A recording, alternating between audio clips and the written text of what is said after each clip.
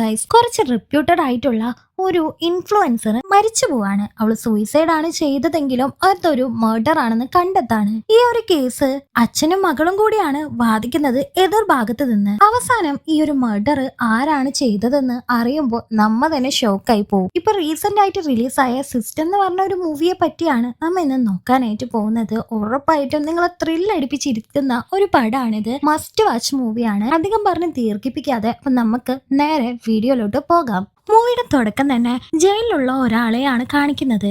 അയാള് ചെയ്യാത്ത ഒരു തെറ്റിന്റെ പേരിലാണ് ജയിലിൽ കിടക്കുന്നത്. അതുകൊണ്ട് തന്നെ അയാളുടെ വക്കീലിനോടും ഞാനൊരു തെറ്റും ചെയ്തിട്ടില്ല എന്ന് പറഞ്ഞ് അവൻ കരയുന്നുണ്ട്. എന്നാൽ അവൻക്ക് ഹൈക്കോർട്ടിൽ ഇതിന് അപ്പീൽ കൊടുക്കാനായിട്ടുള്ള പൈസ ഉണ്ടായിരുന്നില്ല. അതുകൊണ്ട് തന്നെ ഈ ഒരു കേസിൽ അവൻ വിജയിക്കില്ല, അവൻ ശിക്ഷ അനുഭവിക്കേണ്ടേന്ന് വരും എന്ന് വിചാരിച്ച് അവൻ സൂയിസൈഡ് ചെയ്യാണ്. ഇപ്പൊ നമ്മുടെ ഹീറോയിൻ ആയിട്ടുള്ള നേഹയാണ് കാണിക്കുന്നത്. അവൾ ഒരു പബ്ലിക് പ്രോസിക്യൂട്ടർ ആണ്. ഇന്നേ വരെ വാദിച്ച ഒരു കേസും അവൾ ഇതുവരെ വിജയിച്ചിട്ടേ ഇല്ല.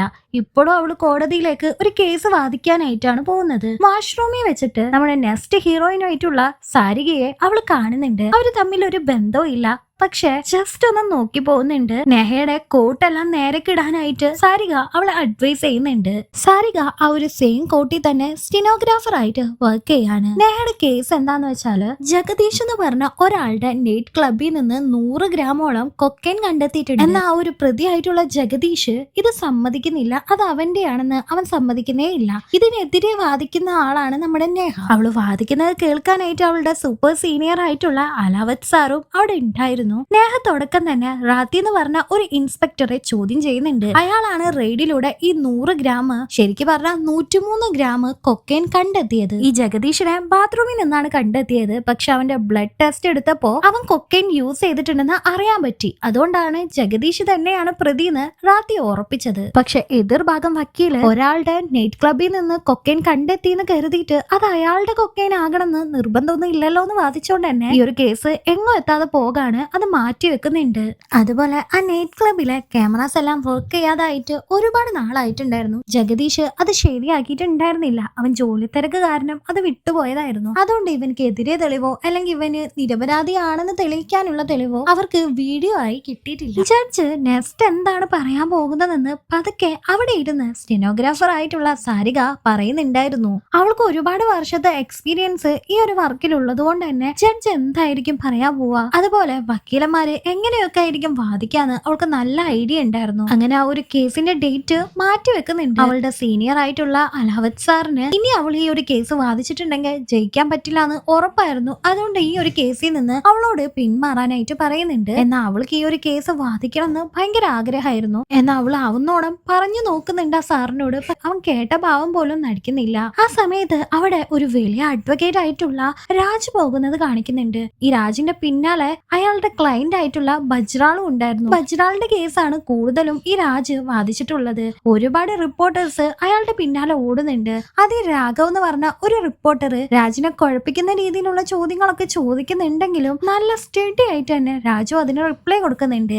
ആക്ച്വലി ഈ ഒരു രാജ് ഉണ്ടല്ലോ, ഈ ഒരു വലിയ അഡ്വക്കേറ്റ് നേഹയുടെ അച്ഛനായിരുന്നു. നേഹയുടെ കൂടെ ഉള്ള ആ ഒരു ജൂനിയർ അവനോട് ചോദിക്കുന്നുണ്ട്, നിന്റെ അച്ഛൻ ഇത്രയും വലിയ വക്കീലായിട്ടും നീ എന്തിനാ ഇവിടെ പബ്ലിക് പ്രോസിക്യൂട്ടർ ആയിട്ട് തുടരുന്നത്? നിനക്ക് അച്ഛന്റെ കമ്പനി തന്നെ തുടർന്നൂടെയെന്ന്. എന്നാൽ അച്ഛൻ അവൾക്കൊരു ടാസ്ക് കൊടുത്തേക്കായിരുന്നു. ഈ പബ്ലിക് പ്രോസിക്യൂഷൻ ആയി വാദിച്ച് 10 കേസോളം അവള് ജയിച്ചിട്ടുണ്ടെങ്കിൽ മാത്രമേ അച്ഛന്റെ ഫോം ആയിട്ടുള്ള രാജ് വാനേഷ് ലീഗൽ ലോ ഫേമില് അവൾക്ക് ജോയിൻ ചെയ്യാനായിട്ട് പറ്റുള്ളായിരുന്നു. സ്വന്തം മകളായിട്ട് പോലും എളുപ്പ വഴിയിൽ ഒന്നും സാധിക്കണ്ട, നീ കഷ്ടപ്പെട്ടെന്നെ സാധിച്ചാൽ മതി എന്നാണ് രാജിന്റെ ഒപ്പീനിയൻ. അവൻ ഇതുവരെ വാദിച്ച ഒരു കേസും തോറ്റിട്ടേ ഇല്ല. സാരികക്ക് ഒരു ഭർത്താവും കുസം എന്ന പേരുള്ള ഒരു മകളും ആണുള്ളത്. അവളുടെ ലോകം തന്നെ അവളുടെ ഫാമിലിയാണ്. അവളുടെ ഭർത്താവിന് കാലിനൊന്നും വയ്യായിരുന്നു. അവൻക്ക് നടക്കാൻ പറ്റില്ല. തളർന്ന് വീൽ ചെയറിൽ തന്നെയാണ് ഇരിപ്പ്. അവളുടെ മകളായിട്ടുള്ള കുസുമ് നന്നായി തന്നെ പഠിക്കുന്ന ഒരു കുട്ടിയാണ്. ഇപ്പൊ അവൾക്ക് സ്കൂളിലെ എക്സാമിന് 96% ആണ് മാർക്ക് കിട്ടിയിരിക്കുന്നത്. ഇപ്പൊ അവൾക്ക് പൂനെയിൽ എന്തോ ടെസ്റ്റിന് വേണ്ടി പോണം. എന്നാ അമ്മയുടെ അവസ്ഥ മനസ്സിലാക്കിക്കൊണ്ട് ആ ഒരു മകള് ഞാൻ പോകുന്നില്ല എന്ന് പറയാണ്. കാരണം ആ ഒരു പോക്ക് നല്ല എക്സ്പെൻസീവ് ആണ്. പൈസയുടെ കാര്യം ആലോചിച്ച് നീ വിഷമിക്കാൻ നിൽക്കണ്ട, പൈസ ഒക്കെ ഞങ്ങൾ ഉണ്ടാക്കിക്കോളാന്ന് സരിക മകളോട് പറയുന്നുണ്ട്. ഭർത്താവായിട്ടുള്ള ലക്ഷ്മണനും സരികയും തമ്മിൽ നല്ല ഒരു അണ്ടർസ്റ്റാൻഡിങ് ആയിരുന്നു, നല്ല സ്നേഹമായിരുന്നു. ഇപ്പൊ വീടിന്റെ എല്ലാ ചുമതലയും അവളുടെ തലയിലാണ് ഉള്ളത്. മോൾക്ക് 96% മാർക്ക് കിട്ടിയോണ്ട് തന്നെ തന്റെ ഭർത്താവ് പതുക്കെ എന്തെങ്കിലും ഗിഫ്റ്റ് അവൾക്ക് വാങ്ങിക്കൊടുക്കാനായിട്ട് പറയുന്നുണ്ട്. എന്താണ് വേണ്ടതെന്ന് ചോദിക്കുമ്പോൾ ഭർത്താവ് എന്നെ ഐസ്ക്രീം വേണമെന്ന് പറയാണ്. എന്നാൽ ഡോക്ടർ ഈ ഭർത്താവിനോട് ഐസ്ക്രീം കഴിക്കരുതെന്ന് പറഞ്ഞിട്ടുണ്ട്. ഒരു പ്രാവശ്യമല്ലേ കുഴപ്പമില്ലാന്നും പറഞ്ഞ് തന്റെ ഭർത്താവിന് ഏറ്റവും ഇഷ്ടപ്പെട്ട മാംഗോ ബാർ അവള് മകളോട് വാങ്ങിക്കൊണ്ട് വരാനായിട്ട് പറയുന്നുണ്ട്. നേഹ ഇപ്പോ ആ ഒരു കേസിന്റെ പിന്നാലെ തന്നെയായിരുന്നു. അവള് അലാവത് സാറിനോട് മെസ്സേജ് അയച്ച് എനിക്ക് തന്നെ ഈ ഒരു കേസ് തരണമെന്ന് പറയുന്നുണ്ട്. പക്ഷെ അയാൾ റിപ്ലൈ തരുന്നുണ്ടായിരുന്നില്ല. അവൾ അവിടെ നിന്ന് ഒരു സെൽഫി എടുത്ത് പോസ്റ്റ് ചെയ്യുന്നുണ്ട്. സമയം ഒരുപാട് ലേറ്റ് ആയിട്ടുണ്ടായിരുന്നു. അവളുടെ അമ്മ അവൾക്ക് വിളിച്ചോണ്ടേ ഇരിക്കുന്നുണ്ട്. ഇപ്പൊ രാജ്വാൻഷ് ലീഗൽ ലോ ഫേമിന്റെ 25ാമത്തെ വാർഷികം ആയതുകൊണ്ട് തന്നെ അതിന്റെ സെലിബ്രേഷൻ നടന്നുകൊണ്ടിരിക്കുകയാണ്. അവിടേക്കാണ് നേഹ പോകുന്നത്. ഇവനാണ് നേഹയുടെ ബോയ് ഫ്രണ്ട് ആയിട്ടുള്ള അക്ഷയിനെ നേഹക്ക് ഒരുപാട് ഇഷ്ടമാണ്. അവളെ മനസ്സിലാക്കുന്ന രണ്ട് വ്യക്തികള് അവളുടെ അമ്മയും അക്ഷയും മാത്രമാണ്. അച്ഛന്റെ മുന്നിൽ പോകാൻ പോലും അവൾക്ക് മടിയാണ്. പക്ഷെ അച്ഛൻ അവളെ പ്രിൻസസ് എന്നൊക്കെയാണ് വിളിക്കുന്നത്. ഈ അച്ഛന്റെ അതേ ഫേമില് തന്നെയാണ് അവളുടെ ചേട്ടനും വർക്ക് ചെയ്യുന്നത്. ചേട്ടനും ആദ്യം പബ്ലിക് പ്രോസിക്യൂഷൻ ആയിട്ട് തന്നെയാണ് തുടങ്ങിയത്. പിന്നീടാണ് അവൻക്ക് അതിനുള്ള യോഗ്യത ഉണ്ടെന്ന് അറിഞ്ഞപ്പോ അച്ഛൻ ഈ ഫേമിലേക്ക് എടുത്തത്. രാജ് നേഹക്ക് ഒരു ടാസ്ക് കൊടുക്കുന്നുണ്ട്. ഇനി തുടർന്ന് 10 കേസിൽ അവള് വിജയിച്ചിട്ടുണ്ടെങ്കിൽ ഈ ഒരു ലോ ഫേമിലേക്ക് അവൾക്കും ജോയിൻ ചെയ്യാമെന്ന്. അതിന് നേഹയും സമ്മതിക്കുന്നുണ്ട്. ഇന്നത്തെ കേസ് എങ്ങനെ പോയി എന്ന് അച്ഛൻ ചോദിക്കുമ്പോ അവിടേക്ക് അവളുടെ ചേട്ടൻ വന്നിട്ടൊന്ന് പാര വെക്കുന്നുണ്ട്. അവള് കേസെന്ന് ഉഴപ്പിന്നാ കേട്ടേന്നൊക്കെ പറയാണ്. അവൾക്ക് അതുകൊണ്ട് തന്നെ ചേട്ടനോട് ഒരു ചെറിയ ദേഷ്യമൊക്കെ ഉണ്ട് കേട്ടോ. ഇപ്പൊ അവരെല്ലാവരും നിന്ന് ഫാമിലി ഫോട്ടോ എടുക്കുന്ന സമയത്ത് അലാവത് സാറിന്റെ മെസ്സേജ് വരുന്നുണ്ട്. ഒരു പ്രാവശ്യം കൂടി ഞാൻ നിന്നെ വിശ്വസിക്കുന്നു എന്ന് പറഞ്ഞിട്ട് അവൾക്ക് അങ്ങനെ സന്തോഷാവുന്നുണ്ട്. നേഹക്ക് ഇനായ എന്ന് പറഞ്ഞ ഒരു ഇൻഫ്ലുവൻസറുടെ വീഡിയോ ഭയങ്കര ഇഷ്ടമാണ്. അവൾ എപ്പോഴും അത് കാണാറുണ്ട്. ആ ഒരു സമയത്താണ് രാഘവ് എന്ന് പറയുന്ന ആ ഒരു കോർട്ട് റിപ്പോർട്ടർ ഇല്ലേ, അവന്റെ ഒരു ആർട്ടിക്കിള് അവൾ കാണുന്നത്. അതിൽ അവളെ മെൻഷൻ ചെയ്തിരിക്കുന്നത് രാജിന്റെ മകളെന്നാണ്. അവൾക്ക് സ്വന്തമായിട്ട് ഒരു ഐഡന്റിറ്റി പോലും ഉണ്ടായിരുന്നില്ല. അത് മാത്രമല്ല അവള് കേസൊക്കെ തോക്കുന്നുള്ള രീതിയിലാണ് രാഘവ് ആർട്ടിക്കിൾ എഴുതിയിരിക്കുന്നത്. അതുകൊണ്ട് തന്നെ ഈ രാഘവിനോട് അവൾക്ക് നല്ല ദേഷ്യം തോന്നുന്നുണ്ട്. ഇപ്പൊ അങ്ങനെ കാറിൽ പൊക്കൊണ്ടിരിക്കുമ്പോ സരിക അവളുടെ കാറിന്റെ മുന്നിലായിട്ട് വന്ന് ചാടാണ്. അവള് ബസ് പിടിക്കാനുള്ള തിരക്കിലായിരുന്നു. കോടതിയിലേക്ക് പോവാനായിട്ട് ഇതിനോടകം തന്നെ ലേറ്റ് ആയിട്ടുണ്ടായിരുന്നു. ഇത് നേഹയോട് പറഞ്ഞതും നേഹ സരികക്ക് ഒരു ലിഫ്റ്റ് കൊടുക്കുന്നുണ്ട്. അങ്ങനെ രണ്ടുപേരും കാറിൽ പൊക്കൊണ്ടിരിക്കലേ നമ്മുടെ എതിർഭാഗത്തുള്ള ആൾക്കാർക്ക് ഭയങ്കര സിമ്പിൾ ആണ്. അവർക്ക് തെളിവുകളൊന്നും സ്വീകരിക്കേണ്ട ആവശ്യമില്ല. അവർ ഈസി ആയിട്ട് ജയിക്കും. പക്ഷെ നമ്മളുടെ കാര്യം അങ്ങനെയല്ല. നമുക്ക് തെളിവുകളൊക്കെ ശേഖരിക്കണം. അതുകൊണ്ട് ഈ കേസിൽ നീ തോറ്റുപോയാലും വിഷമിക്കണ്ട എന്ന് സരിക നേഹയോട് പറയാണ്. അപ്പൊ ഞാൻ ഈ ഒരു കേസിൽ തോറ്റുപോകുന്നാണോ നീ വിചാരിക്കുന്നതെന്ന് ചോദിക്കുമ്പോ അതൊക്കെ ജഡ്ജിന്റെ കയ്യിൽ ഇരിക്കുന്ന കാര്യങ്ങളല്ലേ എന്ന് സരികയും പറയാണ്. എന്നിട്ട് പോകുന്ന സമയത്ത് സരിക ഒരു അഡ്വൈസ് കൊടുക്കുന്നുണ്ട്. അവൻ എന്ത് ചെയ്തു എന്ന് നോക്കി പോകുന്നതിനേലും നല്ലത് അവൻ എന്ത് ചെയ്തില്ല എന്നൊന്ന് സൂക്ഷിച്ച് നോക്കുന്ന സരിക പറയാണ്. അപ്പോഴാണ് നേഹയും അതിനെ കുറിച്ച് ആലോചിക്കാനായിട്ട് തുടങ്ങുന്നത്. സ്നേഹക്കപ്പോ എന്തോ കത്തുന്നുണ്ട്. അവളും കോർട്ടിൽ വന്ന് വാദിക്കുകയാണ്. അങ്ങനെ ആ ഒരു നൈറ്റ് ക്ലബിൽ വെച്ചിട്ട് 100 ഗ്രാം കൊക്കൈൻ കണ്ടെത്തിയിട്ടുണ്ടെങ്കിൽ അതിന്റെ ഉത്തരവാദിത്തം അതിന്റെ ഓണർ ആയിട്ടുള്ള ജഗദീഷ് തന്നെ ഏറ്റെടുക്കണം. കാരണം അവന്റെ ഉത്തരവാദിത്തം ഇല്ലായ്മ കൊണ്ടാണ് അവിടെ കൊക്കൈൻ തന്നെ വന്നത്. അത് മാത്രമല്ല ക്യാമറ ഇത്ര ദിവസമായി കേടായിട്ട് അവൻ ഇതുവരെ ശരിയാക്കിയിട്ടില്ല. അതും അവന്റെ ഇറസ്പോൺസിബിലിറ്റി ആണ്. അതുകൊണ്ട് തന്നെ അവനക്ക് ശിക്ഷ കൊടുക്കണമെന്ന് അവള് വാദിക്കാണ്. അതും കോടതിക്ക് സത്യമാണെന്ന് തോന്നാണ്. ഇവളുടെ ഈ ഒരു വാദം കേട്ട് എല്ലാവരും ഷോക്കായിട്ട് ഇരിക്കുകയാണ്. എതിർഭാഗം വക്കീല് പോലും. ഈ ഒരു സമയത്ത് ജഡ്ജ് അവൾക്ക് പോസിറ്റീവായിട്ട് വിധി എഴുതുന്നുണ്ട്. ജഗദീഷിന് 10 വർഷം തടവും കിട്ടാണ്.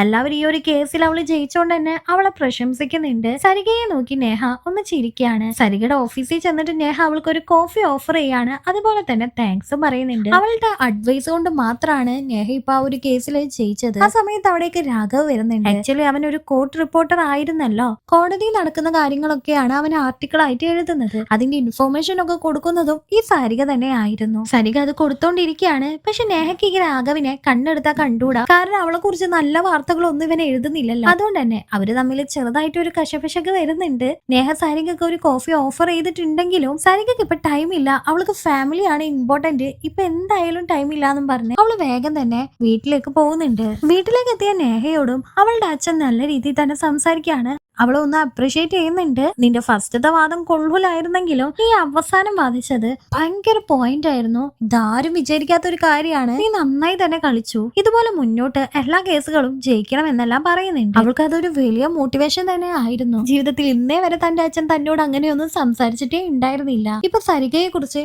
നേഹ ആലോചിക്കുന്നുണ്ട്. സരികയാണെങ്കിൽ പാവം ബസ്സില് വലിഞ്ഞു തിരിഞ്ഞാണ് രാത്രി വീട്ടിലേക്ക് എത്തുന്നത്. ഒരു റിച്ച് ഫാമിലിയുടെയും മീഡിയം ഫാമിലിയുടെയും ലൈഫ് സ്റ്റൈലാണ് ഈ കാണിക്കുന്നത്. കാണിക്കുന്നത്. അങ്ങനെ ഒരു ദിവസം നേഹ സാരികക്ക് കോഫി വാങ്ങി കൊടുക്കുന്നുണ്ട്. ഈ ഒരു കോഫി ഷോപ്പ് പോലും അവള് ഇനായയുടെ വീഡിയോ കണ്ടിട്ടാണ് ചൂസ് ചെയ്തത്. ഇനായ അവിടുത്തെ കോഫി നല്ലതാണെന്ന് പറഞ്ഞുകൊണ്ടാണെന്നാണ് നേഹ പറയുന്നത്. പക്ഷെ ആ ഒരു കോഫി സാരികക്ക് ഒട്ടും ഇഷ്ടപ്പെട്ടില്ല. അത് മാത്രല്ല ഇനായ എന്ന് പറഞ്ഞ ഒരു ഇൻഫ്ലുവൻസറെ പോലും സാരികക്ക് അറിയില്ലായിരുന്നു. നേഹക്ക് ഇപ്പോ വേറെ ഒരു കേസും കൂടി വന്നിട്ടുണ്ട്. ഒരു പ്രോസ്റ്റിറ്റ്യൂട്ട് ഗേളിന്റെ കേസ് ആയിരുന്നു അത്. റുക്സാന എന്ന് പറഞ്ഞ ഒരു പെൺകുട്ടി. ഈ ഒരു കേസ് വിജയിക്കാനായിട്ട് സാരികയുടെ ഹെൽപ്പ് വേണമെന്ന് നേഹ ആവശ്യപ്പെടുന്നുണ്ട്. എനിക്ക് ഫാമിലിക്ക് വേണ്ടി സ്പെൻഡ് ചെയ്യാൻ കുറച്ച് ടൈം വേണ്ടേ, അതൊന്നും നടക്കില്ല എന്നാണ് അവള് പറയുന്നത്. ഒരു കേസിന് 10,000 രൂപ വെച്ച് കൊടുക്കാമെന്ന് നേഹ പറയുന്നുണ്ട്.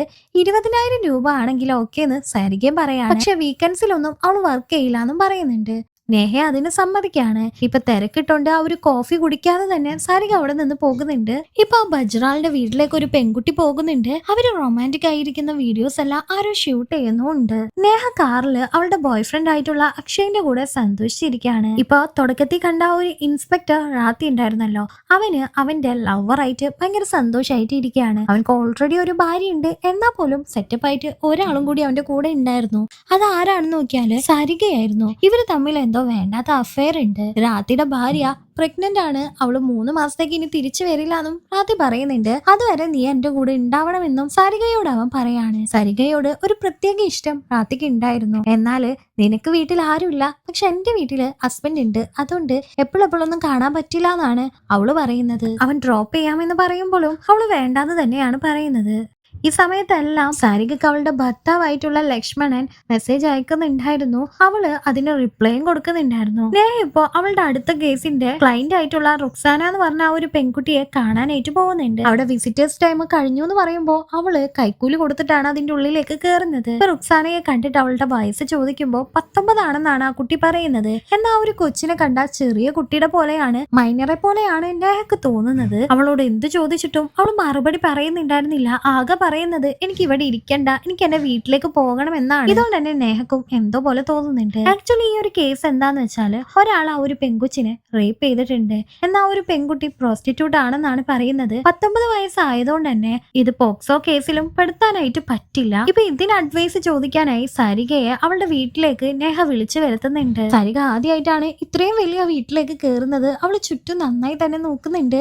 വീടെല്ലാം നല്ല ഭംഗിയുണ്ടെന്നും പറയാണ്. സരികക്ക് എങ്ങനത്തെ കോഫിയാണ് ഇഷ്ടം നേഹക്ക് ഇതിനോടകം അറിയായിരുന്നു. അവൾക്ക് ഇഷ്ടപ്പെട്ട രീതിയിൽ കോഫി ഇട്ട് കൊടുക്കുന്നുണ്ട്. അവർ ആ ഒരു കേസിനെ കുറിച്ച് ഡിസ്കസ് ചെയ്യാണ്. പ്രോസ്റ്റിറ്റ്യൂഷൻ നിയമങ്ങളെല്ലാം ഭയങ്കര വ്യത്യാസമായിട്ടാണ് ഉള്ളത്. ഒരു പെൺകുട്ടി അവളുടെ ഇഷ്ടത്തോടു കൂടി ഒരാളുടെ ഒപ്പം ഇരിക്കാന്ന് വെച്ചാൽ ഒരിക്കലും അത് കേസായിട്ട് എടുക്കാനായിട്ട് പറ്റില്ല. അത് അവളുടെ സ്വന്തം ഇഷ്ടത്തോടെ അല്ല ചെയ്തത്. ഇത് 19 വയസ്സായ കുട്ടിയാണെങ്കിൽ അയാൾ ചെയ്തത് ഒട്ടും തെറ്റാണെന്ന് പറയാൻ പറ്റില്ല എന്നാണ് പറയുന്നത്. അതുപോലെ തന്നെയാണ് പിറ്റേ ദിവസം ആ ഒരു കോർട്ടില് എതിർഭാഗം വക്കീലും വാദിക്കുന്നത്. ആകെ ഇവർക്ക് കേസ് ജയിക്കണം എന്നുണ്ടെങ്കിൽ ആ ഒരു പെൺകുട്ടിക്ക് 19 വയസ്സല്ല, മൈനർ ആണെന്ന് തെളിയിക്കണം. അത് മാത്രമേ പറ്റുള്ളായിരുന്നു. ഇപ്പൊ സാരികയുടെ കൂടെയാണ് നേഹ ഏത് സമയവും നടക്കുന്നത്. സാരികയുടെ വീട്ടിലേക്ക് എന്ത് സാധനങ്ങൾ വാങ്ങിയാലും അതിന്റെ ബില്ലെല്ലാം നേഹയാണ് കൊടുക്കുന്നത്. സാധനങ്ങളെല്ലാം ചുമക്കുന്നത് അവള് തന്നെ. ആക്ച്വലി സരികയുടെ ഒരു ജോലിക്കാരിയായി മാറിയിരിക്കുകയാണ് നേഹ. അങ്ങനെ അവള് സരികയുടെ വീട്ടിലേക്ക് പോകുന്നുണ്ട്. അവിടെ വെച്ച് അവളുടെ ഭർത്താവിനെയും കൊച്ചിനെയും കാണാണ്. അവൾ ഇത്രയും വലിയ ദാരിദ്ര്യത്തിൽ നിന്നാണ് വരുന്നതെന്ന് ഇപ്പോഴാണ് നേഹക്ക് മനസ്സിലാവുന്നത്. അവളുടെ ഭർത്താവിനെ കണ്ടിട്ടും നേഹക്ക് സങ്കടം തോന്നുന്നുണ്ട്. ഇപ്പൊ ആ ഒരു കൊച്ചിന് 19 വയസ്സായിട്ടില്ല എന്ന് തെളിയിക്കാൻ വേണ്ടി ആ കൊച്ചിന്റെ കൈ അവള് എക്സ്റേ എടുക്കുന്നുണ്ട്. എന്നിട്ട് കോർട്ടിൽ വെച്ച് തന്നെ ഡോക്ടറോട് ഈ എക്സ്റേ കണ്ട് കുട്ടിക്ക് എത്ര വയസ്സായെന്ന് പറയാൻ പറ്റുമെന്ന് ചോദിക്കാണ്. അങ്ങനെ ഒരു പ്രോസസ് ഉണ്ടായിരുന്നു. ആ ഒരു എക്സ്റേ നോക്കിക്കൊണ്ട് ഡോക്ടർ പറയാണ് ഈ കുട്ടിയുടെ ഗ്രോവിംഗ് ബോൺസ് ഒക്കെ ഇപ്പോഴും ഗ്രോ ചെയ്തുകൊണ്ടിരിക്കുകയാണ്. എല്ലുകളുടെ വളർച്ച നിന്നിട്ടില്ല. അങ്ങനെയാണെങ്കിൽ ഈ കുട്ടിക്ക് ഒരിക്കലും 19 വയസ്സായിരിക്കില്ല, 16-നുള്ളില് അറൌണ്ട് 16 ആയിരിക്കുമെന്ന് ഡോക്ടർ പറയാണ്. എതിർഭാഗം വക്കീൽ അപ്പൊ വന്ന് കുട്ടിയുടെ എല്ലിന്റെ വളർച്ച കുറവാണെങ്കിൽ ഈ കുട്ടിക്ക് 19 വയസ്സാവാൻ ചാൻസ് ഇല്ലെന്ന് ചോദിക്കാണ്. ഡോക്ടർ അപ്പോ അതിന് ചാൻസ് ഉണ്ട്, പക്ഷെ അത് റയർ ആയിട്ട് മാത്രമേ നടക്കൂ എന്ന് പറയുന്നുണ്ട്. റയർ ആയിട്ടാണെങ്കിലും അത് നടക്കുമല്ലോ എന്ന് ചോദിക്കുമ്പോൾ ഡോക്ടർക്ക് പിന്നെ ഒന്നും പറയാൻ പറ്റുന്നില്ല. നടക്കുന്നു തന്നെ അയാൾ പറയാണ്. ഇപ്പൊ നേഹയും എങ്ങനെ ഈ ഒരു കേസിൽ ജയിക്കാന്ന് വിചാരിച്ച് ടെൻഷൻ അടിച്ചിരിക്കുമ്പോഴാണ് രാഘവ് അവളുടെ ഫോണിലേക്ക് ഒരു 18+ കണ്ടന്റ് അയക്കുന്നത്. ദേഷ്യം വന്ന നേഹ അവനെ വിളിച്ച് ഒരുപാട് ചീത്ത പറയുന്നുണ്ട്. ഹലോ മാഡം, ചീത്ത പറയുന്നതിന് മുമ്പ് അതൊന്ന് കണ്ടു നോക്കാനായിട്ട് രാഘവും പറയാണ്. നേഹ അത് കണ്ടു നോക്കുമ്പോ റുക്സാന എന്ന് പറഞ്ഞ ആ ഒരു കൊച്ചിന്റെ വീഡിയോ ആയിരുന്നു അത്. ആ ഒരാള് നിർബന്ധിച്ച് ആ കുട്ടിയെ റേപ്പ് ചെയ്യുന്ന വീഡിയോ. അതിൽ ആ കൊച്ച് വ്യക്തമായിട്ട് പറയുന്നുണ്ട് ആ കുട്ടിക്ക് 15 വയസ്സായിട്ടുള്ളൂ എന്ന്. ഇത് മതിയായിരുന്നു ആ ഒരു കേസ് അവൾക്ക് വിജയിക്കാനായിട്ട്. കോടതിയിൽ ഈ ഒരു വീഡിയോ കാട്ടിക്കൊടുക്കുന്നുണ്ട്. ജഡ്ജ് പോലും സങ്കടത്തോടെയാണ് ആ ഒരു വീഡിയോ കാണുന്നത്. എതിർഭാഗം വക്കീല് ഇത് ലേറ്റ് എവിഡൻസ് ആണെന്നും പറഞ്ഞ് വാദിക്കാനായിട്ട് പോകുമ്പോ ജഡ്ജ് അവനെ ചീത്ത പറയാണ്. അങ്ങനെ ആ ഒരു കേസിലും നേഹ തന്നെ വിജയിക്കുന്നുണ്ട്. സരിത ഒരു വലിയ ഫ്ലാറ്റില് റയാൻ എന്ന് പറഞ്ഞ ഒരു കുട്ടിക്ക് ട്യൂഷൻ എടുക്കാനായിട്ട് പോകുന്നുണ്ട്. ട്യൂഷൻ കഴിഞ്ഞിട്ട് ഈ ഒരു കേസ് ജയിച്ചതിന്റെ പേരിൽ നേഹ ഒരു പാർട്ടി നടത്തുന്നുണ്ടായിരുന്നു. അവിടേക്കാണ് സരിക പോകുന്നത്. അവളും ആ ഒരു പാർട്ടി നന്നായി തന്നെ എൻജോയ് ചെയ്യുന്നുണ്ട്. രാഘവ് അവിടെ തന്നെ ഉണ്ടായിരുന്നു. കാരണം രാഘവ് അയച്ച ആ ഒരു വീഡിയോ കൊണ്ടല്ല നേഹയ്ക്ക് ഈ ഒരു കേസ് ജയിക്കാനായിട്ട് പറ്റിയത്. അങ്ങനെ നേഹയും രാഘവും നല്ല ഫ്രണ്ട്സ് ആവാണ്. പിന്നീട് അങ്ങോട്ട് സാരികയുടെ സഹായത്തോടുകൂടി ഒരുപാട് കേസുകൾ നേഹക്ക് ജയിക്കാനായിട്ട് പറ്റുന്നുണ്ട്. ഒരു ദിവസം റയാന്റെ വീട്ടിലേക്ക് സരിക നേരത്തെ ട്യൂഷൻ എടുക്കാനായിട്ട് പോവാണ്. റയാൻ ആദ്യം ഒന്നും മടിക്കുന്നുണ്ടെങ്കിലും 10 മിനിറ്റ് മുന്നേ നിന്നെ ട്യൂഷൻ വിടാമെന്ന് പറഞ്ഞുകൊണ്ട് അവൻ വേഗം തന്നെ പോകുന്നുണ്ട്. ഇപ്പൊ രാജിന് ബജ്റാളിന്റെ മെസ്സേജ് എന്തോ വരുന്നുണ്ട്. അവൻ ടെൻഷൻ അടിച്ച് നിൽക്കാണ്. പാർട്ടി എല്ലാം കഴിഞ്ഞ് വീട്ടിലേക്ക് നേഹ വരുമ്പോ അക്ഷയ് അവിടെ ഉണ്ടായിരുന്നു. അക്ഷയ് ഈ രാജിന്റെ ജൂനിയർ ആയിട്ട് വർക്ക് ചെയ്യുന്നുണ്ട്. അക്ഷയും രാജും കൂടി തിരക്കിട്ട് എങ്ങോട്ടോ പോകുന്നുണ്ട്. ഈ ടൈമില് നേഹ അവളുടെ ഫേവറേറ്റ് ഇൻഫ്ലുവൻസർ ആയ ഇനായ സൂയിസൈഡ് ചെയ്തു എന്നുള്ള ന്യൂസ് ടിവിയിൽ കാണുന്നുണ്ട്. അവൾക്ക് നല്ല സങ്കടാവുന്നുണ്ട്. വാട്സപ്പില് സ്റ്റാറ്റസ് എല്ലാം ഇടാണ്. പിറ്റേ ദിവസം ഓഫീസിൽ പോയ നേഹയെ അവളുടെ സീനിയർ ആയിട്ടുള്ള അലാവത് സാർ വിളിപ്പിക്കുന്നുണ്ട്. അവിടെ ഒരു പോലീസുകാരനും ഉണ്ടായിരുന്നു. ഈ ഇനായയുടെ കേസിനെ പറ്റി നിനക്ക് എന്തെങ്കിലും അറിയോ എന്ന് ചോദിക്കുമ്പോൾ അതൊരു സൂയിസൈഡ് കേസ് അല്ലേന്നാണ് നേഹ ചോദിക്കുന്നത്. എന്നാൽ അതൊരു സൂയിസൈഡ് അല്ലാന്നും അതൊരു മർഡർ ആണ്. ഇനായയുടെ കഴുത്തിലായിട്ടുള്ള പാടുകള് നിരീക്ഷിച്ചിട്ടുണ്ടെങ്കിൽ അതൊരു മർഡർ ആണെന്ന് നമുക്ക് മനസ്സിലാവും. അത് മാത്രല്ല ഇതിന് ആരെങ്കിലും സംശയം ഉണ്ടോ എന്ന് ചോദിക്കുമ്പോ ഉണ്ടെന്നാണ് പറയുന്നത്. അത് ബജ്റാളാണോ എന്ന് ഒരു സംശയമുണ്ട്. കാരണം അയാളുടെ ഫിംഗർ പ്രിന്റ് ഉള്ള ഒരു ഗ്ലാസ് ആ റൂമിൽ നിന്ന് കിട്ടിയിട്ടുണ്ട്. നേഹ ബജ്റാൾ എന്നുള്ള പേര് കേട്ടതും ഒന്ന് സംശയിക്കാണ്. കാരണം തന്റെ അച്ഛന്റെ ഏറ്റവും വലിയ ക്ലയന്റ് ആയിരുന്നു ബജ്റാൾ. എന്തായാലും ബജ്റാളിന് ഒരു കേസ് വന്നിട്ടുണ്ടെങ്കിൽ അത് വാദിക്കാൻ പോകുന്നത് തന്റെ അച്ഛനായിരിക്കും. നേഹ ഒന്ന് സ്റ്റെക്ക് ആവാണ്. എന്നാൽ ഈ ഒരു കേസ് തനിക്ക് തന്നെ വേണമെന്ന് അലാവത് സാറിനോട് അവള് പറയുന്നുണ്ട്. കാരണം അച്ഛന്റെ പുച്ഛം ഒന്ന് മാറ്റിയെടുക്കണമല്ലോ. വീട്ടിലേക്ക് തിരിച്ചെത്തുന്ന നേഹയോട് അവളുടെ അച്ഛൻ ഈ ഒരു കേസ് എടുക്കണ്ട എന്ന് പറയാണ്. ഒരു എക്സ്പീരിയൻസ് ഇല്ലാത്ത നിന്നെ ഈ ഒരു കേസ് ഏൽപ്പിക്കണം എന്നുണ്ടെങ്കിൽ അവർക്ക് വേണ്ടത് നിന്നെയല്ല, നീ കോർട്ടിൽ വന്ന് എനിക്കെതിരായി വാദിച്ചാല് ഞാൻ തളർന്നു പോകുമെന്ന് അവർ വിചാരിക്കുകയാണ് എന്നെല്ലാം പറയുന്നുണ്ട്. അപ്പോഴും നേഹയുടെ കഴിവിനെ കുറിച്ച് പറയാതെ കഴിവുകേടെന്നുള്ള രീതിയിലാണ് അവളുടെ അച്ഛൻ സംസാരിക്കുന്നത്. അതുകൊണ്ട് തന്നെ നേഹയുടെ ഈഗോ ഹേർട്ട് ആവുന്നുണ്ട്. അവൾ എന്തായാലും ഈ ഒരു കേസ് എടുക്കുമെന്ന് പറയാണ്. ഇത് കേട്ട അവളുടെ ചേട്ടനും അച്ഛനോട് ആർഗ്യൂ ചെയ്യാതെ എന്ന് പറയുന്നുണ്ട്. ചേട്ടൻ ഇത് ഇടപെടണ്ടെന്നാണ് അവളും പറയുന്നത്. അമ്മ വന്നിട്ടാണ് ഇപ്പൊ അവരുടെ തല്ലുകളെല്ലാം തീർക്കുന്നത്. അച്ഛൻ എത്ര പറഞ്ഞിട്ടും നേഹ കേസ് എടുക്കുമെന്ന് തന്നെ പറയാണ്. അതുകൊണ്ട് തന്നെ അവർക്ക് തമ്മിൽ ഒരു വലിയ പ്രശ്നം തന്നെ ഉണ്ടാവുന്നുണ്ട്. പിറ്റേ ദിവസം അവളുടെ വീട്ടിൽ നിന്ന് അവളെ ഇറങ്ങി പോകുന്നുണ്ട്.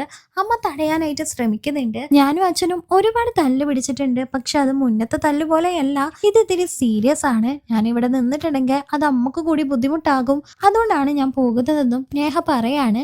അച്ഛൻ ഈ സമയം ജോഗിങ് എല്ലാം കഴിഞ്ഞ് അവിടേക്ക് വരുന്നുണ്ടെങ്കിലും നേഹയോട് പോകണ്ടെന്ന് ഒരു വാക്ക് പോലും പറയുന്നില്ല. അമ്മ ചെന്ന് തടയാനായിട്ട് ആവശ്യപ്പെടുന്നുണ്ട്. എന്നാൽ കേസ് തോറ്റു കഴിയുമ്പോൾ താനേ ഇവൾ ഇവിടേക്ക് വന്നോളും എന്നാണ് അച്ഛൻ പറയുന്നത്. നേഹ അങ്ങനെ അവളുടെ വീട് വിട്ട് ഇറങ്ങാണ്. ഇപ്പൊ അവൾക്ക് താമസിക്കാനായിട്ട് ഒരു സ്ഥലം വേണമായിരുന്നു. കാറിൽ സഞ്ചരിച്ചുകൊണ്ടിരുന്ന നേഹ ഇപ്പോ ഓട്ടോയിലാണ് പോകുന്നത്. അവളുടെ ലൈഫ് സ്റ്റൈൽ തന്നെ മാറിയിട്ടുണ്ടായിരുന്നു. അവളെ വീട് കണ്ടെത്താനും മറ്റു കാര്യങ്ങൾക്കൊക്കെ സഹായിക്കുന്നത് സരികയാണ്. ആദ്യമായിട്ടാണ് അതുപോലുള്ള ഒരു വീട്ടിൽ അവള് താമസിക്കുന്നത് തന്നെ. നേഹ അവളുടെ ഫാമിലി ഗ്രൂപ്പിൽ നിന്നെല്ലാം ലെഫ്റ്റ് ആവുന്നുണ്ട്. എന്തൊക്കെ പറഞ്ഞാലും നേഹ ഭയങ്കര ഡിസ്റ്റർബ്ഡ് ആയിരുന്നു. അവളുടെ ഫാമിലിയെ അവൾക്ക് മിസ് ചെയ്യുന്നുണ്ടായിരുന്നു. കേസിനെ കുറിച്ച് കൂടുതൽ അറിയാൻ വേണ്ടി നേഹ പോലീസ് സ്റ്റേഷനിലേക്ക് പോകുന്നുണ്ട്. 2 കാരണം കൊണ്ടാണ് പോലീസുകാര് ഇത് മർഡർ ആണെന്ന് പറയുന്നത്. ഒന്നാമത്തെ കാരണം അവള് സൂയിസൈഡ് ചെയ്യുന്നതിന് മുമ്പ് സൂയിസൈഡ് നോട്ട് എഴുതി വെച്ചിട്ടില്ല. അതുപോലെ തന്നെ രണ്ടാമത്തെ കാര്യം അവളെ കഴുത്തിലുള്ള പാടായിരുന്നു. കെട്ടിത്തൂങ്ങി മരിക്കുകയാണെങ്കിൽ ആ കയറ് അമർന്നു കിടക്കുന്ന സ്ഥലത്ത് വലിയ പാടുകൾ ഉണ്ടാവും. പക്ഷെ ഇത് കഴുത്തിന്റെ ചുറ്റും ഒരുപോലത്തെ പാടുകളാണ് ഉള്ളത്. അതുകൊണ്ട് തന്നെ ആരോ അവളുടെ കഴുത്ത് നെരിച്ചാണ് കൊന്നിരിക്കുന്നത്. മറ്റൊരാൾ ഇതിൽ പ്രതിയാണെന്ന് പറയാൻ കാരണം ആ ഒരു സമയത്ത് ആ ഒരു ഫ്ലാറ്റില് അവൻ വന്നിട്ടുണ്ടായിരുന്നു. അത് മാത്രല്ല ആ ഒരു സ്പോട്ടിൽ നിന്ന് ഒരു പൊട്ടിയ ഗ്ലാസ് കിട്ടിയിട്ടുണ്ട്. ആ ഒരു ഗ്ലാസ്സിൽ നിന്ന് ഫിംഗർ പ്രിന്റ് എടുത്തപ്പോ വജ്റാളിന്റെ ഫിംഗർ പ്രിന്റ് കിട്ടുന്നുമുണ്ട്. ഇത്രയും തെളിവുകൾ ഉള്ളതുകൊണ്ട് തന്നെ ഈ ഒരു കേസ് വേഗം തന്നെ വിജയിക്കാൻ പറ്റുമെന്ന് ആ ജൂനിയറും പറയുന്നുണ്ട്. പിന്നെ അതുമാത്രമല്ലായിരുന്നു, ഒരാള് ബജ്റാളിനെ അവൻ വേറെ പെണ്ണുങ്ങളുമായിട്ട് നിൽക്കുന്ന ഫോട്ടോ അയച്ച് ഭീഷണിപ്പെടുത്തി എന്ന് പറഞ്ഞില്ലേ, ആ ഒരു ഫോട്ടോസ് എല്ലാം ഇനായയുടെ ആ ഒരു ഫ്ലാറ്റിൽ നിന്ന് കിട്ടുന്നുണ്ട്. ബജ്റാളിനെ ഭീഷണിപ്പെടുത്തിയത് ഇനായ ആയിരിക്കാം. അതുകൊണ്ടായിരിക്കും ബജ്റാള് ഇനായയെ കൊന്നു കളഞ്ഞതെന്ന് ഒരു അസംശയം വരുന്നുണ്ട്. രാജ് ഇപ്പോ ബജ്റാളിനോട് പോയി സംസാരിക്കുന്നുണ്ട്. എന്നാൽ ഇതിനെപ്പറ്റി അവനൊന്നും അറിയില്ല എന്നാണ് പറയുന്നത്. ബജ്റാളിന് ഈ ഇനായയെ പോലും അറിയില്ലായിരുന്നു. ആക്ച്വലി ആ ഒരു ബ്ലാക്ക് മെയിലർ ഇവനെ ബ്ലാക്ക് മെയിൽ ചെയ്ത് ആ ഒരു ഫ്ലാറ്റിലേക്ക് വരാനായിട്ട് ആവശ്യപ്പെടാണ്. അവനോട് ടെറസിൽ നിൽക്കാനായിട്ടാണ് പറഞ്ഞത്. അരമണിക്കൂർ കഴിഞ്ഞിട്ടും ഒരു മെസ്സേജും വന്നില്ല. ആ ഒരാൾ വന്നുമില്ല. അതുകൊണ്ടാണ് ബജ്റാൾ അവിടെ നിന്ന് പോന്നത്. ഇതാണ് ശരിക്കും അവിടെ നടന്നത്. ഇപ്പൊ ഭീഷണിപ്പെടുത്തിയ ഫോട്ടോസ് എല്ലാം ഇനായയുടെ റൂമിൽ നിന്ന് കിട്ടി. പക്ഷെ ആ ഒരു മെസ്സേജ് അയച്ച ഫോൺ മാത്രം അവിടെ നിന്ന് കിട്ടിയില്ല. ആ ഫോണിനെ കുറിച്ച് എന്തെങ്കിലും അറിവുണ്ടോ എന്ന് ചോദിക്കുമ്പോൾ എനിക്ക് ആ ഒരു പെണ്ണിനെ തന്നെ അറിയില്ല. പിന്നെ എങ്ങനെയാണ് ആ ഒരു ഫോണിനെ കുറിച്ച് അറിവുണ്ടാവാന്നാണ് ബജ്റാൾ ചോദിക്കുന്നത്. രാജിപ്പോ അവന്റെ ജൂനിയർ ആയിട്ടുള്ള അക്ഷയനോട് എങ്ങനെയെങ്കിലും ആ ഒരു ഫോണ് അന്വേഷിച്ച് കണ്ടെത്തണമെന്ന് പറയുന്നുണ്ട്. സരികയും നേഹയും ഈ ഒരു കേസിനെ പറ്റി സംസാരിക്കുമ്പോൾ ബജ്റാള് നുണ പറയുന്നതാണെന്നാണ് സരികയുടെ അസംഷൻ. എന്നാ അവൻ നുണ പറയുന്നതാണെങ്കിൽ ഈ പെണ്ണിനായിട്ടുള്ള ബന്ധവും ബ്ലാക്ക് മെയിൽ ചെയ്ത കാര്യവും അവൻ മറച്ചു വെക്കേണ്ടതല്ലേ? അത് മറച്ചു വെക്കാതെ മർഡർ മാത്രം മറച്ചു വെക്കുന്നത് എന്തിനാന്ന് ചോദിക്കുന്നുണ്ട്. മർഡർ വലിയ കാര്യമല്ലേ? അപ്പൊ അത് മറച്ചു വെക്കണം. ഞാൻ ബജ്റാളിനെ വിശ്വസിക്കുന്നില്ല എന്നാണ് സരിക പറയുന്നത്. അഫയേഴ്സ് ഉണ്ടായിന്ന് വിചാരിച്ച ഒരാൾ മർഡർ ചെയ്യോ? അഫയേഴ്സ് എല്ലാവർക്കും ഉണ്ടാവും, നിനക്കും ഉണ്ടാവും എന്ന് പറയുന്നുണ്ട്. അത് സരികയെ വല്ലാതെ അലട്ടുന്നുണ്ട്. അന്ന് അവള് ആ ഒരു രതി പോലീസിന്റെ അടുത്ത് പോയതിനു ശേഷം ഇത് നമ്മുടെ അവസാനത്തെ മീറ്റ് ആണെന്നും ഇനി നമ്മൾ മീറ്റ് ചെയ്യില്ല എന്നും പറഞ്ഞ് അവന്റെ ഫോണിൽ നിന്ന് അവളുടെ നമ്പർ ഡിലീറ്റ് ചെയ്ത് കളഞ്ഞിട്ട് പോകുന്നുണ്ട്. എന്നാൽ അവനക്ക് സരികയായിട്ടുള്ള ബന്ധം ഉപേക്ഷിക്കാനായിട്ട് ഒട്ടും തന്നെ താല്പര്യം ഉണ്ടായിരുന്നില്ല. അങ്ങനെ കോടതിയില് ആ ഒരു ദിവസം വരുന്നുണ്ട്. അച്ഛനും മകളും എതിരായി വാദിച്ചുകൊണ്ടിരിക്കുകയാണ്. രാജ് ബജ്റാളിന് വേണ്ടിയിട്ടുള്ള ബെയിലിന് വേണ്ടിയിട്ട് വാദിക്കുകയാണ്. എന്നാൽ ബെയിൽ കൊടുത്ത അവൻ തെളിവുകളെല്ലാം നശിപ്പിക്കുമെന്ന് പറയുന്നുണ്ട്. എന്നാൽ ബജ്റാളിന് കുറെ ബിസിനസ്സും കാര്യങ്ങളൊക്കെ ഉള്ളതുകൊണ്ട് ബെയിൽ ഇല്ലാതെ നടക്കില്ല എന്ന് പറഞ്ഞുകൊണ്ട് തന്നെ 2 ലക്ഷം രൂപ പിഴ അടിച്ച് അവനക്ക് ബെയിൽ കൊടുക്കുന്നുണ്ട്. ഇതിൽ ദേഷ്യം വന്ന നേഹ അവിടെ നിന്ന് പോകുമ്പോൾ അവളുടെ അച്ഛൻ പിന്നാലെ പോയി പ്രിൻസസ് എന്ന് വിളിക്കുകയാണ്. രാജ് എപ്പോഴും തന്റെ മകളെ പ്രിൻസസ് എന്നാണ് വിളിച്ചിരുന്നത്. എന്നാൽ അവള് ദേഷ്യത്തോടുകൂടി അച്ഛനോട് മിണ്ടാതെ അവിടെ നിന്ന് പോകാണ്. ആ ഒരു അച്ഛന് തന്റെ മകളോട് ഒരു തരി പോലും ദേഷ്യമില്ലായിരുന്നു. ഇപ്പൊ ബജ്റാളിനെ ബ്ലാക്ക് മെയിൽ ചെയ്ത ആ ഒരു നമ്പറുള്ള സിം ആന്ന് വെച്ചാല് ഇപ്പൊ ആക്ടിവേറ്റ് അല്ല. അതുപോലെ തന്നെ ആ ഒരു ഫോൺ ട്രേസ് ചെയ്യാനായിട്ട് പറ്റുന്നില്ല. കാരണം അതൊന്നില്ലെങ്കിൽ സ്വിച്ച് ഓഫ് ചെയ്ത് വെച്ചിട്ടുണ്ടാകാം, അല്ലാന്നുണ്ടെങ്കിൽ അത് തല്ലി പൊട്ടിച്ച് കളഞ്ഞിട്ടുണ്ടാകാം. നേഹ ആ ക്രൈം നടന്ന ഫ്ലാറ്റിലേക്ക് പോകുന്നുണ്ട്. അവളുടെ ജൂനിയറിനോട് 8th ഫ്ലോറിലാണ് ഇനായുടെ ഫ്ലാറ്റ്. ആ 8th ഫ്ലോറിൽ നിന്ന് ടെറസിലേക്ക് വരാനായിട്ട് ആവശ്യപ്പെടുന്നുണ്ട്. ടെറസിലേക്ക് സ്റ്റെപ്പ് വഴി എത്താൻ 25 മിനിറ്റ് എടുക്കുന്നുണ്ട്. അത് മാത്രല്ല ജൂനിയർ ആകെ കിതച്ചിട്ടാണ് മുകളിലേക്ക് എത്തിയിരിക്കുന്നത്. ബജ്റാള് ഈ ജൂനിയറിനെക്കാളും ഇരട്ടി പ്രായമുള്ള ഒരാളാണ്. അയാൾക്ക് ഒരിക്കലും ഈ സ്റ്റെപ്പ് കയറി വരാനായിട്ട് പറ്റില്ല. കാരണം ലിഫ്റ്റിൽ അയാൾ പോയി എന്നുള്ളതിന്റെ ഒരു സൂചനയും ഇല്ല. അയാൾ മുകളിലേക്ക് ലിഫ്റ്റിൽ വന്ന് താഴേക്ക് ലിഫ്റ്റിൽ തന്നെയാണ് വന്നിരിക്കുന്നത്. പക്ഷെ ഇനായയുടെ ഫ്ലാറ്റിലേക്ക് ലിഫ്റ്റിൽ വന്നിട്ടില്ല. അതുകൊണ്ട് സ്റ്റെപ്പ് വഴി ആയിരിക്കണം അയാൾ മർഡർ ചെയ്തിട്ടുണ്ടെങ്കിൽ പോയിട്ടുണ്ടാവുക. പക്ഷെ അത് അയാളെ കൊണ്ട് പോസിബിൾ ആയ കാര്യമല്ലായിരുന്നു. മർഡർ നടന്ന ആ ഒരു സമയത്ത് ആ ഒരു 3/4 മണിക്കൂർ ബജ്റാൾ ആ ഒരു ഫ്ലാറ്റിൽ ഉണ്ടായിരുന്നു എന്ന് മാത്രമാണ് അവർക്ക് പോസിറ്റീവായി കിട്ടിയ ഒരു തെളിവ്. ഇനായ വാങ്ങിയ ആ ഒരു ഫ്ലാറ്റിന് 4 കോടി രൂപ ഉണ്ടായിരുന്നു. ഒരു ചെറിയ ബ്ലോഗർ ആയിട്ടുള്ള അവൾക്ക് എങ്ങനെയാണ് 4 കോടി രൂപ കിട്ടിയത്? ഒരിക്കലും അത് സാധ്യമല്ല. ഇതിന്റെ പിന്നിൽ എന്തോ ഉണ്ടെന്ന് ജൂനിയർ പറയുന്നുണ്ട്. ഇപ്പൊ സരികയോട് അന്ന് രാത്രി നേഹ ആ ഒരു ഫ്ലാറ്റില് സരികയുടെ പോസ്റ്റർ കണ്ടു അത്രേ.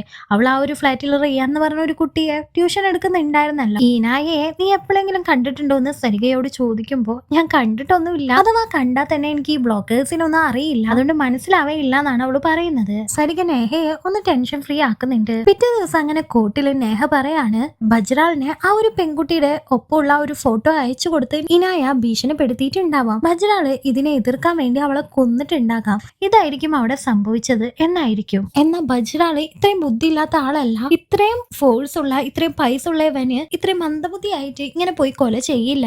ഇതാരോ ഒരു അറിവും ഇല്ലാതെ സൂയിസൈഡ് ചെയ്തതാണെന്ന് വരുത്തി തീർക്കാൻ വേണ്ടി ചെയ്തതാണെന്ന് പറയുന്നുണ്ട്. ബജ്റാള് ആ ഒരു ടൈമിൽ ആ ഫ്ലാറ്റിൽ ഉണ്ടായിരുന്നു എന്നുള്ളതിന് തെളിവുണ്ട്. പക്ഷെ അവിടെ ഇനായുടെ ഫ്ലാറ്റ് മാത്രമല്ലല്ലോ ഉണ്ടായിരുന്നത്, 150 ഫ്ലാറ്റുകളും ഉണ്ടായിരുന്നു. ഇനായുടെ ഫ്ലാറ്റിലേക്ക് തന്നെയാണ് അവൻ പോയതെന്ന് എങ്ങനെ പറയാനായിട്ട് പറ്റും? പിന്നെ ഫിംഗർ പ്രിന്റിന്റെ കാര്യം, ആ ഒരു ഗ്ലാസ്സിൽ മാത്രമേ ഫിംഗർ പ്രിന്റ് ഉണ്ടായിരുന്നുള്ളൂ. ഒരാൾ വന്ന് കൊല ചെയ്യുമ്പോൾ ഒരു ഗ്ലാസ്സിൽ മാത്രമാണോ ഫിംഗർ പ്രിന്റ് ഉണ്ടാവുക? അതുകൊണ്ട് ഇത് മാനിപ്പുലേറ്റ് ചെയ്ത് വെച്ച തെളിവുകളാണ്. ഈ ബ്ലാക്ക് മെയിൽ ചെയ്തതും മർഡർ ചെയ്തതും ഒരാൾ തന്നെയാണ് ബജ്റാളിനെ കൊടുക്കാൻ വേണ്ടിയിട്ട് എന്ന് രാജ് വാദിക്കുന്നുണ്ട്. ഇനായ ഫ്ലാറ്റ് വാങ്ങുന്ന സമയത്ത് അവളുടെ അക്കൗണ്ടിലാകെ 3 ലക്ഷം രൂപ മാത്രമേ ഉണ്ടായിരുന്നുള്ളൂ. പിന്നെ എങ്ങനെ അവള് 4 കോടിയുടെ ഫ്ലാറ്റ് വാങ്ങി? ആക്ച്വലി ആ ഒരു ഫ്ലാറ്റ് ബജ്റാളിന്റെ തന്നെ ആയിരുന്നു. അവൾക്ക് ബജ്റാളാണ് ആ ഒരു ഫ്ലാറ്റ് ഗിഫ്റ്റ് ആയിട്ട് കൊടുത്തിരിക്കുന്നത്. നേഹ കേസിനെ കുറിച്ച് പഠിച്ചുകൊണ്ടിരിക്കുന്ന സമയത്ത് അവളുടെ ലവർ ആയിട്ടുള്ള അക്ഷയ് അവൾക്ക് വേണ്ടി ഡിന്നറും വാങ്ങി കൊണ്ടുവരുന്നുണ്ട്. അന്ന് രാത്രി അവര് രണ്ടുപേരും ഒന്നായിരിക്കാണ്. എന്നാ ഉറക്കത്തിൽ നിന്ന് എണീറ്റ് നേഹ അക്ഷയെ തപ്പി നോക്കുമ്പോ അവൻ അവിടെ ഉണ്ടായിരുന്നില്ല.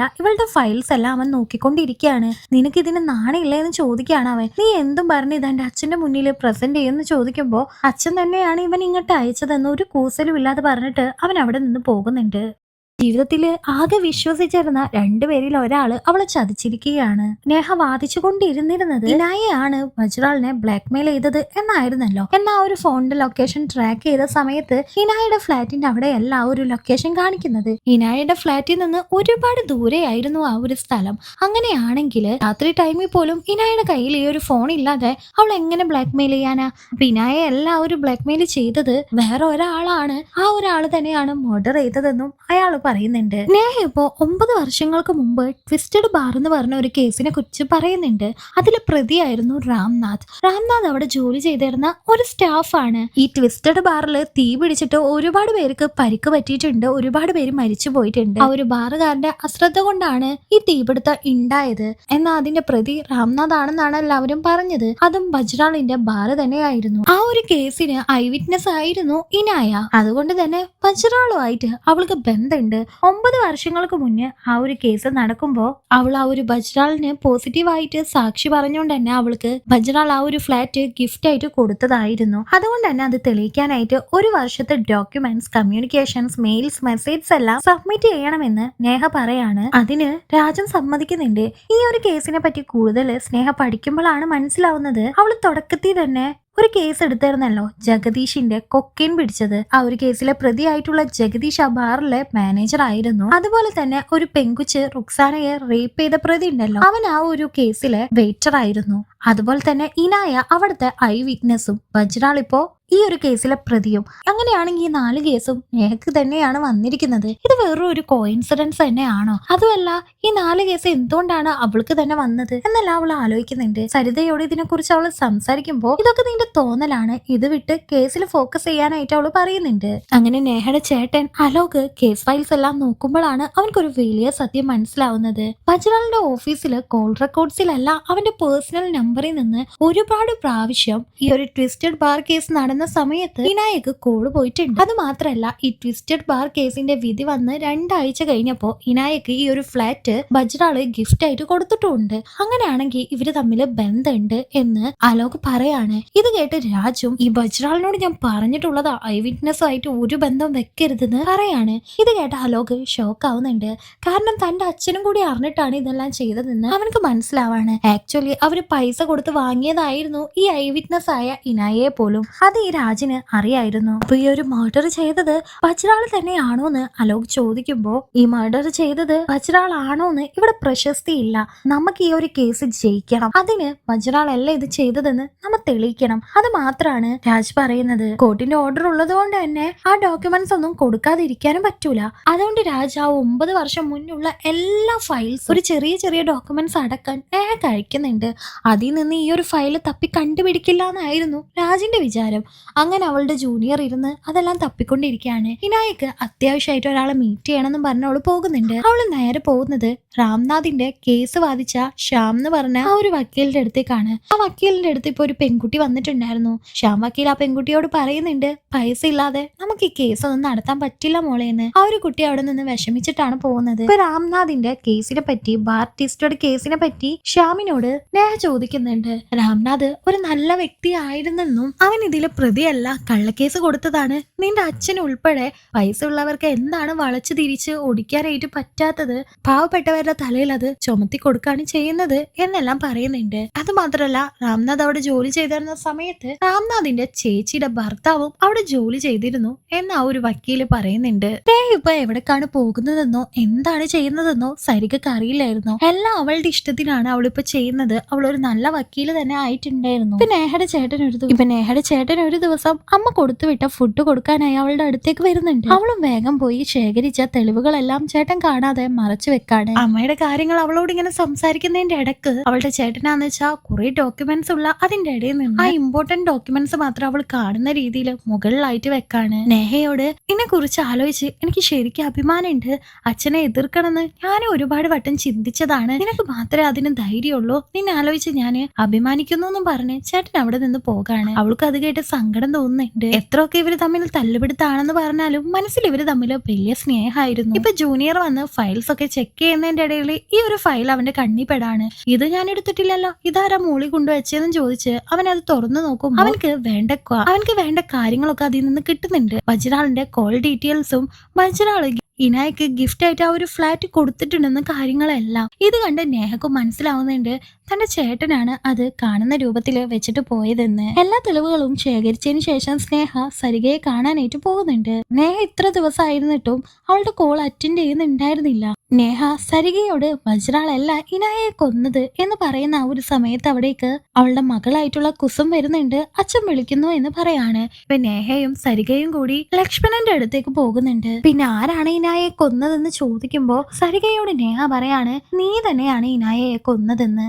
ആദ്യം അവൾ അതൊന്നും സമ്മതിക്കുന്നില്ലെങ്കിലും പിന്നീടാണ് നേഹ ഞാൻ ശ്യാം വക്കീലിനെ കണ്ടു എന്ന് പറയുന്നത്. സരിക അപ്പൊ ഒന്നും തന്നെ മിണ്ടുന്നില്ല. ആക്ച്വലി ആ ശ്യാം വക്കീല് പറഞ്ഞിരുന്നല്ലോ അവിടെ ചേച്ചിയുടെ ഭർത്താവ് ജോലി ചെയ്തിരുന്നു. ഈ രാംനാഥിന്റെ ചേച്ചിയായിരുന്നു സരിക. ചേച്ചിയുടെ ഭർത്താവായിരുന്നു ലക്ഷ്മണന് ആ ഒരു ബാറിൽ തീപിടിച്ച സമയത്ത് തന്നെയാണ് അവന്റെ കാല് നഷ്ടപ്പെട്ടതും. തന്റെ അനിയനായിട്ടുള്ള രാംനാഥിനെ രക്ഷിക്കാൻ വേണ്ടി സരിക പ്രഗ്നന്റ് ആയിരിക്കുന്ന ടൈമില് പോലീസ് സ്റ്റേഷൻ കയറി ഇറങ്ങുന്നുണ്ട്. പക്ഷെ പാവപ്പെട്ടവരുടെ കണ്ണീര് ആര് കാണാനാ? പൈസ ഉള്ളവര് പൈസ കൊടുത്ത് കേസ് വളച്ചൊടിക്കുകയാണ് ചെയ്തത്. ആക്ച്വലി ആ ജഗദീഷ് ഉണ്ടായിരുന്നല്ലോ, അയാൾ അവിടുത്തെ മാനേജർ അല്ലേ? ആ മാനേജർ ഫയർ അസിസ്റ്റന്റ് അവിടെ ടേബിൾ കൊണ്ടുപോയി ഇടുമ്പോ രാംനാഥ് പറയുന്നുണ്ട് അവിടെ ടേബിൾ കൊണ്ടുപോയി ഇടല്ലേന്ന്. എന്നാൽ ജഗദീഷ് അതൊന്നും കേൾക്കാതെ അവിടെ തന്നെ ഇടാണ് ചെയ്തത്. പക്ഷെ കോടതിയിൽ കേസ് എത്തിയപ്പോ രാംനാഥാണ് ടേബിൾ ഇട്ടതെന്നും ജഗദീഷ് പറഞ്ഞിട്ടും അത് മാറ്റിയില്ലാന്നും അവര് കേസ് തിരുത്തി പറയാണ്. അതുകൊണ്ടാണ് ജഗദീഷിനെ കുടിക്കാൻ വേണ്ടി റാത്തി എന്ന് പറഞ്ഞ ആ ഒരു പോലീസുകാരനെ ഉപയോഗിച്ച് കൊക്കൈന് അവന്റെ ബാറിൽ കൊണ്ടുപോയി ഇടുന്നത്. അങ്ങനെ അവനെ കുടുക്കി. അതുപോലെ തന്നെ രാഘവിന് ആ റുക്സാന എന്ന് പറഞ്ഞ കൊച്ചിനെ റേപ്പ് ചെയ്യുന്ന വീഡിയോ അയച്ചു കൊടുത്തതും സരിക തന്നെ ആയിരുന്നു. അന്ന് രാംനാഥാണ് ഒരുപാട് റിസ്ക് എടുത്ത് ഇനായെ പോലും രക്ഷിച്ചത്. വജ്രാള് അവന്റെ കീഴിൽ വർക്ക് ചെയ്യുന്ന എംപ്ലോയീസിനെ പറ്റിയോ കസ്റ്റമേഴ്സിനെ പറ്റിയോ ചിന്തിക്കുന്നില്ല.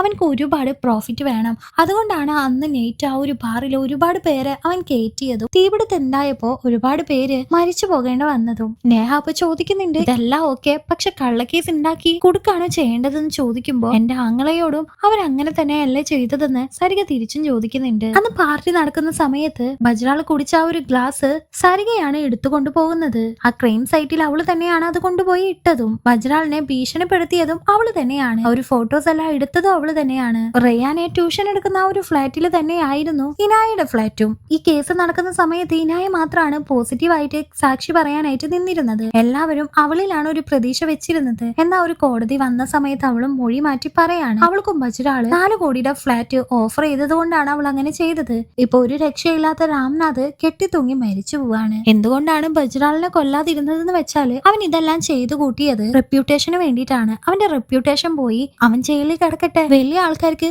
വലിയ കേസ് വേണം, എന്നാലേ അവര് പെടുള്ളൂന്ന് സരികക്ക് അറിയായിരുന്നു. ട്യൂഷൻ കഴിഞ്ഞ് അവള് ഫയർ അസിസ്റ്റ് വഴി ഇനായയുടെ ഫ്ലാറ്റിലേക്ക് പോകുന്നുണ്ട്. ഇനായയുടെ ഫ്ലാറ്റിലേക്ക് പോകുന്നത് CCTV ക്യാമറയിൽ ഇല്ലെങ്കിൽ അവള് ഫ്ലാറ്റിലേക്ക് വരുന്നതും പോകുന്നതുമായിട്ടുള്ള വിഷ്വൽസ് ഉണ്ട്. അത് വെച്ച് ഉറപ്പായിട്ട് ഈ ഒരു കേസ് വിജയിക്കാൻ പറ്റില്ല എന്ന് സരിക പറയുമ്പോ നേഹ അവൾ ഇതുവരെ റെക്കോർഡ് ചെയ്ത കാര്യങ്ങൾ എടുത്ത് കേൾപ്പിച്ചു കൊടുക്കാണ്. അവള് സരികയോട് സംസാരിക്കുന്നതിന് മുമ്പ് തന്നെ ഇതെല്ലാം റെക്കോർഡ് ചെയ്ത് വെച്ചിരുന്നു. ഇപ്പൊ അവൾക്ക് തെളിവായല്ലോ. റാത്തി എന്ന് പറഞ്ഞ ആ ഒരു പോലീസ് ഓഫീസറുടെ കൂടെ കിടന്നിട്ടാണ് ജഗദീഷിനെ സരിക കുടുക്കിയത്. അപ്പൊ എങ്ങനെയാണ് എനിക്ക് ഈ ഒരു കേസുകളെല്ലാം വന്നത്? എന്റെ സീനിയറിന് നീ എങ്ങനെയാണ് വില കൊടുത്ത് വാങ്ങിയതെന്ന് ചോദിക്കുമ്പോ ശരിക്കും ആ സീനിയറിന്റെ കൂടെയും സരിക കിടന്നിട്ടുണ്ടായിരുന്നു. ഞങ്ങളെപ്പോലത്തെ പാവങ്ങൾക്ക് പൈസ കൊടുത്ത് വിലക്ക് വാങ്ങാനായിട്ട് പറ്റില്ല, ഇങ്ങനെയൊക്കെ പറ്റുള്ളൂ എന്ന് അവള് പറയുമ്പോ എനിക്കിതിൽ നാണം തോന്നില്ലേന്ന് നേഹ ചോദിക്കുന്നുണ്ട്.